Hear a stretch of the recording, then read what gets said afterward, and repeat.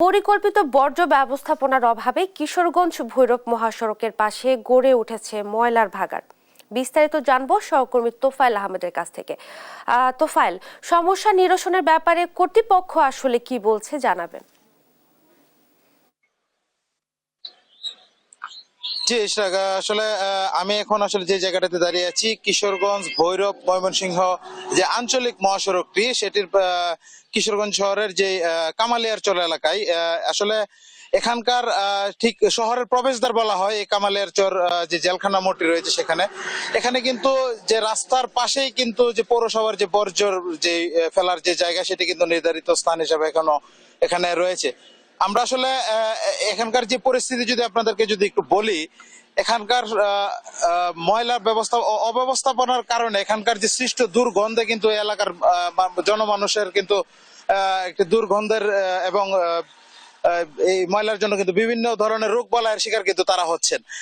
আমরা আসলে কথা বলেছিলাম যে এখানকার যে পৌর যে কর্তৃপক্ষ রয়েছে তারা যেমনটি বলছেন যে এটার পাশেই কিন্তু যদি আপনাদের একটু দেখাতে চাই যে আমি যদি একটু আপনাদেরকে দেখাতে চাই যে এখানকার যে এই পৌরসভা থেকে নির্মিত এখানকার যে বর্জ্য পরিশোধনাগার সেটি কিন্তু নির্মিত হলেও এটা কার্যক্রম কিন্তু এখন পর্যন্ত কিন্তু বন্ধ রয়েছে বলে আমরা যেটি জানতে পেরেছি। এখানকার এছাড়া কিন্তু আমরা আসলে কথা বলেছিলাম এই বর্জ্যের বিষয়ে যে কি কি ধরনের রোগে আক্রান্ত হতে পারেন। কিশোরগঞ্জ সৈয়দ নজরুল ইসলাম মেডিকেল কলেজের একজন ডক্টরের সাথে আমার কথা হয়েছিল, তিনি আসলে যেমনটি জানিয়েছেন যে এখানকার এই ময়লা আবর্জনার কারণে কিন্তু শ্বাসকষ্ট, ডায়রিয়া, কলেরা সহ আসলে মারাত্মক জীবন নাশের মতো বিভিন্ন রোগবালাই কিন্তু জনগণ কিন্তু আক্রান্ত হতে পারেন। এছাড়া একটু আপনাদেরকে একটু ভেতরের অবস্থাটা দেখাতে চাই। এটি কিন্তু চালু না হওয়ার কারণে কিন্তু এটার ভেতরেও কিন্তু যে ময়লার যে একটা যে দুর্গন্ধ আসলে এখানে জনগণ যারা রয়েছেন বা এই রাস্তা দিয়ে যারা যাতায়াত করে তারা অনেকে আমাদেরকে অভিযোগ করেছেন যে এখান থেকে যাতায়াত করা এবং এখানে টেকাই দায়ী হয়ে যায়। এছাড়া আমরা আজকে কিছুক্ষণ আগে কিশোরগঞ্জ পৌর কর্তৃপক্ষের সাথে কথা বলেছিলাম, তারা আসলে যেমনটি জানিয়েছেন এটির কার্যক্রম গত 5 আগস্টের পরবর্তীতে পট পরিবর্তন হয় আসলে এখানকার যে কার্যক্রমগুলো অনেকটা স্থবির হয়ে পড়ে আছে।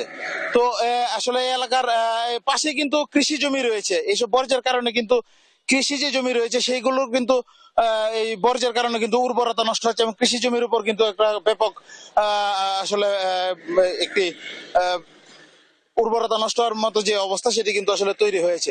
তো সবকিছু মিলিয়ে আপনাদেরকে যদি আমি বলি যে এখানকার যে জনগণ রয়েছেন তারা আসলে আমাদেরকে যেমনটি জানিয়েছেন, তারা যেমনটি বলছেন যে খুব দ্রুত সম্ভব এখানকার যে বর্জ্য ব্যবস্থাপনার যে বিষয়টি রয়েছে সেটি যদি শহর থেকে আসলে কিছুটা দূরে বা এটা যদি সঠিক কোনো প্রক্রিয়াজাত করা হয় তাহলে এখানকার যে জনগণের যে স্বাস্থ্য যে ঝুঁকি সেটি কিছুটা কমবে। তো এই ছিল মূলত কিশোরগঞ্জ থেকে আমার কাছে এখানকার সর্বশেষ তথ্য। ধন্যবাদ আপনাকে। কিশোরগঞ্জ ভৈরব মহাসড়কের পাশে গড়ে উঠেছে ময়লার ভাগাড় এবং ভোগান্তিতে সাধারণ জনগণ। এ ব্যাপারে বিস্তারিত জানাচ্ছিলেন সহকর্মী তোফায়েল আহমেদ।